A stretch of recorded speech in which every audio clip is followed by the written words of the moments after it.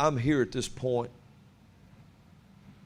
and I don't know how to say it anymore. I've told people before, you lock into the things of God, and you get with a body of people, and you get in there just enough, and then suddenly you pick up and pull out and leave. And you usually, one of these words will come up: season. We felt led. The Lord is leading us here. We're so sad. Well, if you're so sad, is my first indication God didn't tell you to leave, because it would be a happy time, and everybody involved would be happy. And when people leave, watch now, I'm trying to tell you something, and I'm not being vague. When people leave, and you don't have the nerve to talk to the pastor, and you really believe God is blessing you where you're at, and you have acted dishonorable, you've dishonored the house, you've dishonored the call, you've dishonored the pastor, you've dishonored everything around you, and yet you just go somewhere. And you never say anything. How do we get any more clear than this? You are wrong and in trouble. And then you go over somewhere else and you just take your dishonor with you and go there. And now you're going to dishonor them. It won't be long. What is this? I believe it all comes from being vague for years. People are just vague in the pulpits until they've raised up a generation of shadow people that believe they can operate in the shadows. You know what? Here's the thing. If you're going to come to the pastor, if you won't come to the pastor and tell them when you're leaving, don't text me or anybody else. Don't text. I mean, my God. If you was in the regular military out here in the world, go tell them your season's up. Go up there and tell your commanding officer, you know, I just feel like my season's up here. Or just leave and send them a text. See what happens next. You'll be considered AWOL, and you will be in jail if you don't get where you need to be. So this is vagueness. This vagueness, this didn't go at all the way I thought it would go. Vague words such as testing must be explained. Vague words are not limited to one, for we've all used them, mostly to cloak what we don't know. Does that make sense to you?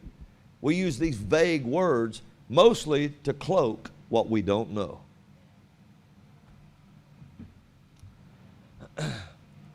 Listen,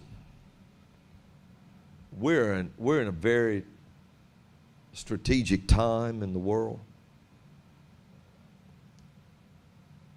And I love you, but I ain't got time to pet your top of your head and just go ahead and sugarcoat everything you're doing so you mess up the next 15 years of your life and everybody else you touch.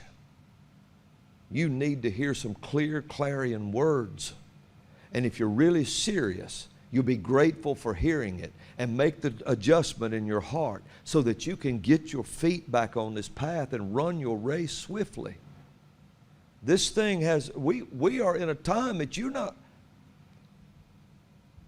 I don't know that most of the body's ready for what's about to happen. So vague words are not limited to one. We've all done it. I've done it.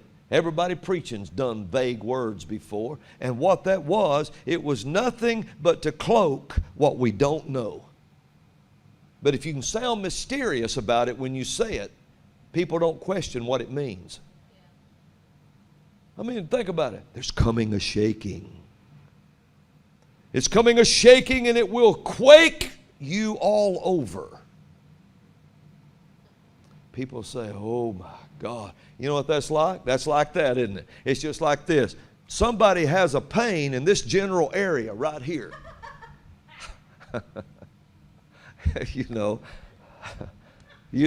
I mean, you probably have a real gift and the Lord trying to tell you something, but instead of develop the gift, it's just cover it all bases.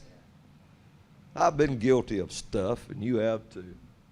But we do it mostly to cloak what we don't know. Vagueness is open for interpretation. Vagueness is used as a cloak for ignorance. Let us be clear so that others can hear and act accordingly. I'm reminded of in the book of Habakkuk, I wrote this down, write the vision and make it plain so that those that read it can run with it. Notice it's not write the vision and make it vague so that those that read it can run in circles with it. Beloved, most of our preaching is sincerity preaching. While we preach with a sincere heart, sincerity has a pureness to it, so people follow it. But sincerity of heart does not necessarily produce clarity. Sincerity of heart does not necessarily produce the clear clarity call. Just because you're sincere, that's why people are following a lot of people, because their heart is pure. They are sincere, but sincerity don't mean clarity. You can be sincere and be sincerely wrong. I've been that way. Let us be clear and sincere so that the reader and listener may run with purpose. And then I wrote, God bless you all. And I could have just read all of this, which are nuggets. But I'm telling you, we must rise to the forefront and rise to the battle right now. Because God is going to battle at the Red Sea that's coming ahead of us. But we're going to have to be ready to cross when that happens. And on the other side, there were Amalekites, there were all kinds of giants, there were all kinds of things on the other side of the Red Sea.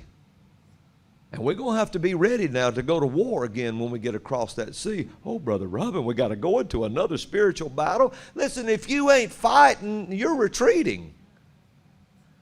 You're going to have to get ready, because on the other side of that Red Sea, it's going to pick up the pace again. But the miracles increase.